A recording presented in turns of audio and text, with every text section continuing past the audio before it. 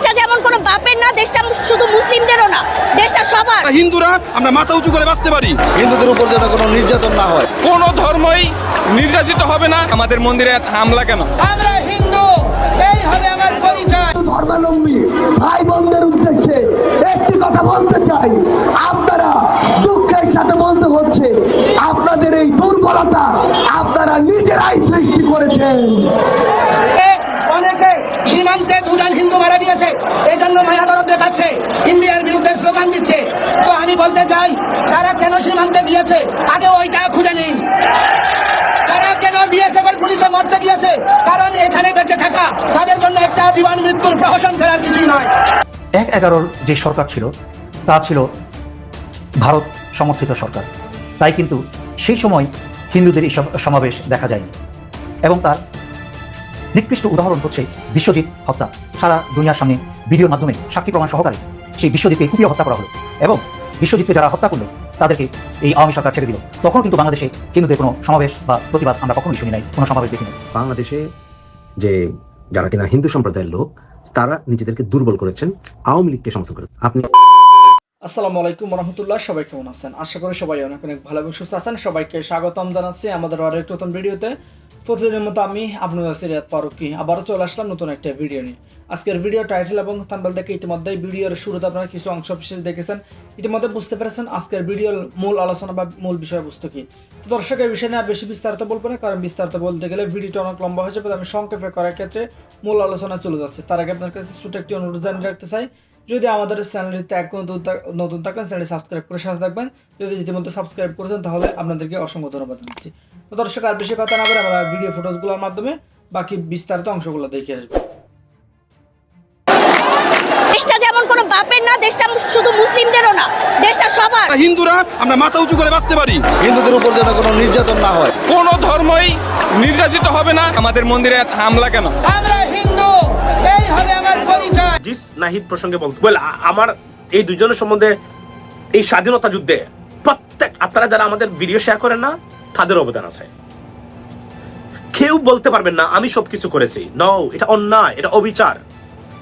এই প্রবাসীরা যদি সত্যিকার অর্থে আমরা এক ঐক্যবদ্ধ না করতাম এদেরকে, এবং এরা টাকা বন্ধ না করতো, এই সরকার আরো কিছুদিন থাকতো। আমি চ্যালেঞ্জ করে বলতে পারি এটা প্রবাসীদের অবদান আছে, অবশ্যই এটা স্বীকার করতে হবে। সালাম আবার সেই জামাতের সুরে কথা বলছে, সেই দেলোয়ার হোসেন সাঈদীর সুরে। হিন্দু ধর্মাবলম্বী ভাই বোনদের উদ্দেশ্যে একটি কথা বলতে চাই, আপনারা দুঃখের সাথে বলতে হচ্ছে আপনাদের এই দুর্বলতা আপনারা নিজেরাই সৃষ্টি করেছেন। এই দুর্বলতা আপনারা কিভাবে সৃষ্টি করেছেন? সৃষ্টি করেছেন এভাবে যে আপনাদের যে একটি ভোট, এই ভোটটি আপনারা কোনো কিছু না বুঝে, কোনো কিছু না শুনে, আপনার জন্য কে কাজ করছে সেটি না দেখে, আপনার কথা কে বলছে সেটি না ভেবে সারা জীবন একটি মার্কার জন্য ফিক্স করে রেখেছেন। আওয়ামী লীগের কাছে বাংলাদেশি মুসলমানদের সকলের ভোট প্রয়োজন হতো যদি তাদের একটা ফিক্সড ডিপোজিট না থাকতো। তাদের একটা ফিক্সড ডিপোজিট আছে, সেটা হলো মাইনরিটি ভোটগুলি অলমোস্ট তারাই পেয়ে থাকেন। কেন আপনি মাত্র বললেন আপনার মিটিং এ হিন্দুরা আসেন, নন মুসলমানরা আসেন। আমি সেজন্য অলমোস্ট শব্দ ব্যবহার করি। জি অবশ্যই। কেন আওয়ামী লীগ, তার মানে কি আওয়ামী লীগ কি তাদের সুযোগ সুবিধা বেশি দেন যেটা আপনারা দেন না? আপনারা তো সাপ্রেস করেন। না, সেটা নয়। তাহলে মূল বিষয়টা হলো যে আওয়ামী লীগ সেকুলারিজমে বিশ্বাসী। সেকুলারিজমে বিশ্বাসী না? নো, আমিও বিশ্বাসী নই, ইসলামও বিশ্বাসী নয়। মানে কি আমাদের খুলে বলেন, কেন বিশ্বাসী না? সেকুলারিজম সবার আগে মানুষ সত্য, তার উপরে নাই, এরকম একটা কথা তো আছে। হ্যাঁ, এটা কোনো কবির কথা। হ্যাঁ, তারপরেও মানুষ সৃষ্টির শ্রেষ্ঠ জীব, ইসলাম আপনাকে বলেছে। আমি মুসলমান হিসেবে যেটা আমরা সবাই মুসলমান হিসেবে যেটা বলতে চাই যে সেকুলারিজম শব্দের অর্থ কি? সেকুলারিজম এটা এই শব্দের অর্থই হচ্ছে ধর্মবিরোধিতা এবং ধর্মহীনতা। দুনিয়ার সব ডিকশনারি এটাই বলে যে সেকুলারিজমের অর্থ হচ্ছে ধর্মহীনতা। সার্জিস বলতে চাইছে যে বাংলাদেশে যে যারা কিনা হিন্দু সম্প্রদায়ের লোক, তারা নিজেদেরকে দুর্বল করেছেন আওয়ামী লীগকে সমর্থন করে। আপনি জামাত করলে কি দুর্বল হয়ে যাবেন? না, আপনার জামাত করার অধিকার আছে, আপনার বিএনপি যেমন করার অধিকার আছে, আপনার জাতীয় পার্টি করার অধিকার আছে। আপনি আওয়ামী লীগ করলে দুর্বল হবেন কেন? আওয়ামী লীগের যারা নেতা নেত্রী তারা যারা অন্যায় করেছে তাদের বিচার হবে, তাও সুষ্ঠু বিচার হতে হবে। যে কারো রাজনীতি করার অধিকার আছে যদি তারা সন্ত্রাসী গোষ্ঠী বা জঙ্গি গোষ্ঠী না হয়ে থাকে। বাংলাদেশে আওয়ামী লীগ তো কোনো জঙ্গি গোষ্ঠী ছিল না। আওয়ামী লীগ এর ইতিহাস এর সাথে আমাদের মাওলানা ভাসানী, শেরে বাংলা, সোহরাওয়ার্দী, বঙ্গবন্ধু সবার ইতিহাস চলে আসবে, বাংলাদেশের জন্মের ইতিহাস চলে আসবে। আপনি বলতে পারেন যে বাংলাদেশের স্বাধীনতার পরে আওয়ামী লীগ অনেক অন্যায় করেছে, but that's a different thing. আপনি পুরো দলটার কি জঙ্গি নাকি অন্যায় কিনা বা এই দলটাকে সমর্থন করলে আমি দুর্বল হয়ে যাব কিনা এটা বুঝতে হলে আপনাকে ভাবতে হবে যে আমি যে দলটিকে সমর্থন করছি সেই দলটা জঙ্গি দল কিনা, সেই দলটা দেশদ্রোহী দল কিনা। আওয়ামী লীগ তো বাই কনস্টিটিউশন দেশদ্রোহী দল না। আওয়ামী লীগকে তাই সমর্থন করলে আমি দুর্বল হবো কেন?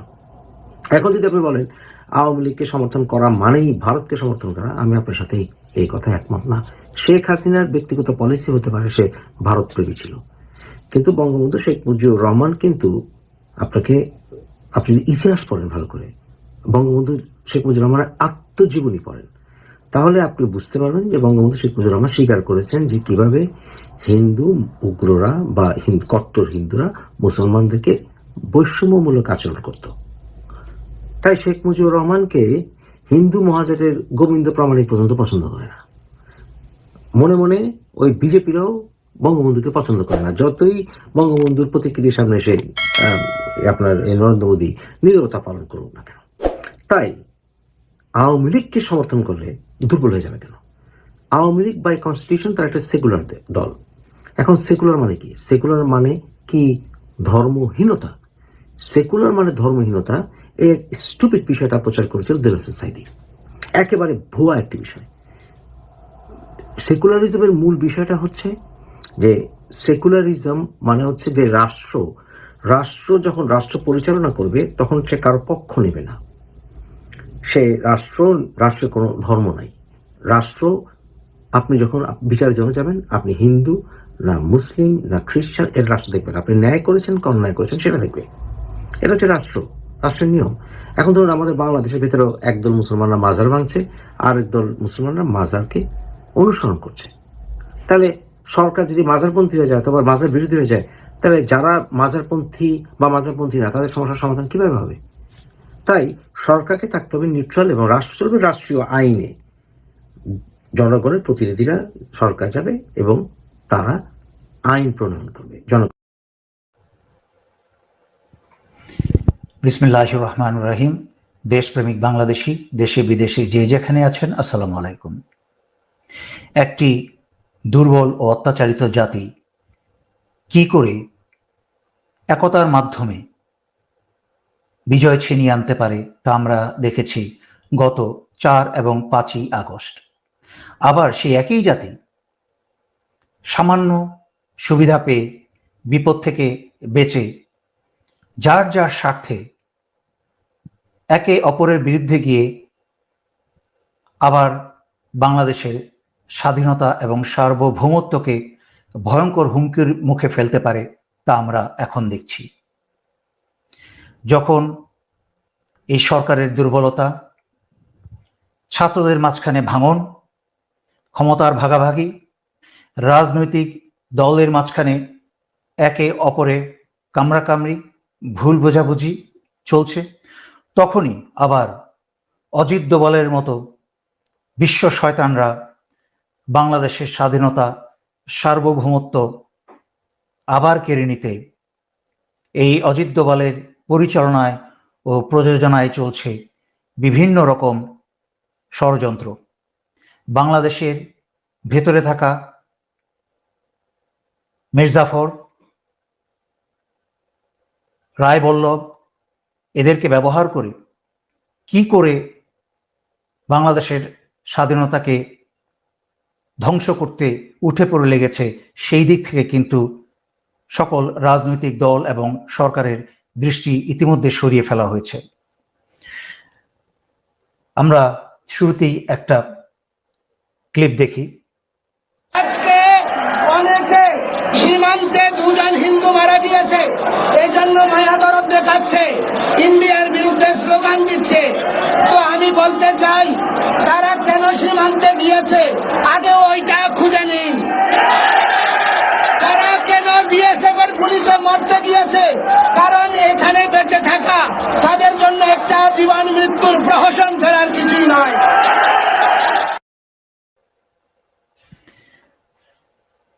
1/11 যে সরকার ছিল তা ছিল ভারত সমর্থিত সরকার, তাই কিন্তু সেই সময় হিন্দুদের এসব সমাবেশ দেখা যায়নি।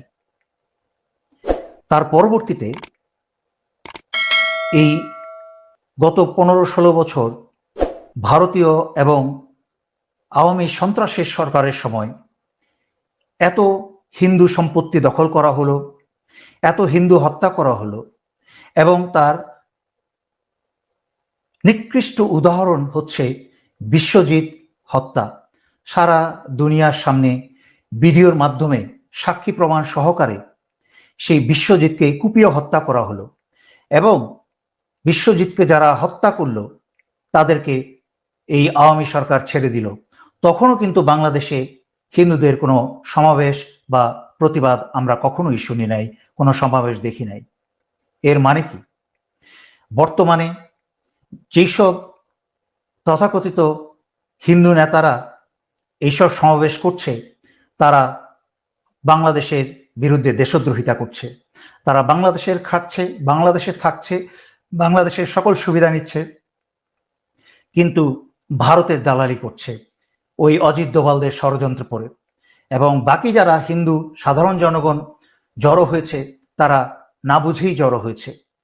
তার স্পষ্ট উদাহরণ দিয়ে দিলাম। এইসব আন্দোলন, এইসব প্রতিবাদ গত 16 বছর সকল অন্যায়ের বিরুদ্ধে তখন আপনারা কোথায় ছিলেন? আমাদের তাহলে এখন করণীয় কি? স্পষ্ট করণীয় আমাদের গোয়েন্দা বিভাগ সকল, এনএসআই, ডিজিএফআই, পুলিশের ডিবি, অ্যান্টি টেরোরিজম যারাই আছে বাংলাদেশের, তাদেরকে কাউন্টার ইন্টেলিজেন্স নামতে হবে।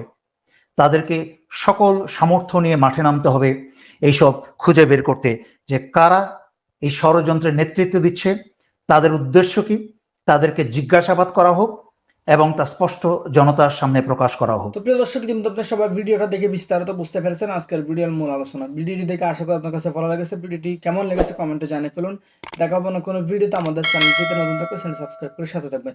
এতক্ষণ সাথে থাকার জন্য সবাইকে অসংখ্য ধন্যবাদ। আজ এতটুকুই। দেখা হবে না কোনো ভিডিওতে। ভালো থাকবেন, সুস্থ থাকবেন। চ্যানেলে নতুন থাকলে চ্যানেল সাবস্ক্রাইব করে সাথে থাকবেন। আল্লাহ হাফেজ।